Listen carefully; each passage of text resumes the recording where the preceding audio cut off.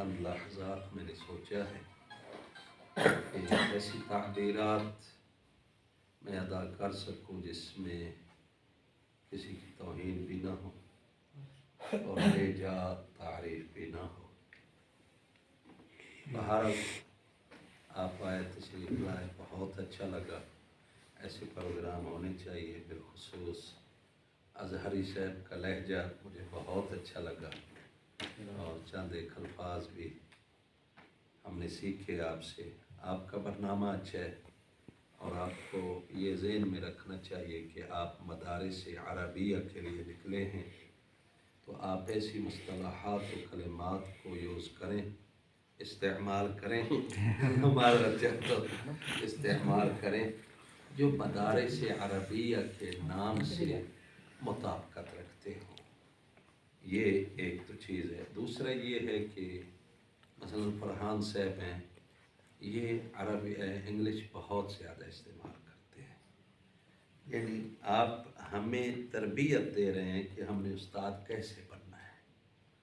وہ چیزیں، بعض چیزیں مفقود ہیں آپ حضرات میں بڑی معذرت کے ساتھ، یعنی پڑھانے کا طریقہ مطلب یہ ہے کہ مقتضی الحال کے مطابق، بلاغت کہتے ہی اسی کو ہیں، آپ نے گفتگو کرنی ہے۔ اگر آپ ایسا لفظ یا اصطلاح استعمال کر رہے ہیں یا ایسی زبان میں اس کی مد مقابل کو سمجھ نہیں آ رہی، تو وہ کیا سمجھ پائے گا؟ جی آپ سمجھ لیں کہ آپ اسٹوڈنٹ بیٹھے ہیں، اور کئی بار کہا گیا ہے کہ انگلش سے آپ استعمال نہ فرمائیں۔ باقی رہا کھویا کچھ نہیں ہے، ہم نے توجہ اور التفات پائی ہے، ہم متوجہ ہو گئے ہیں بعض چیزوں کی طرف کہ تھی ہمارے ذہن میں تھی، لیکن بعض اوقات غائب ہو جاتی ہیں، تو وہ دوبارہ سے آپ کی وجہ سے حاضر ہو گئی، اور کچھ نئی چیزیں بھی حاضر ہوئی ہیں۔ اللہ آپ سب کو موفق فرمائے، ہم انشاءاللہ آپ کے ساتھ ہیں۔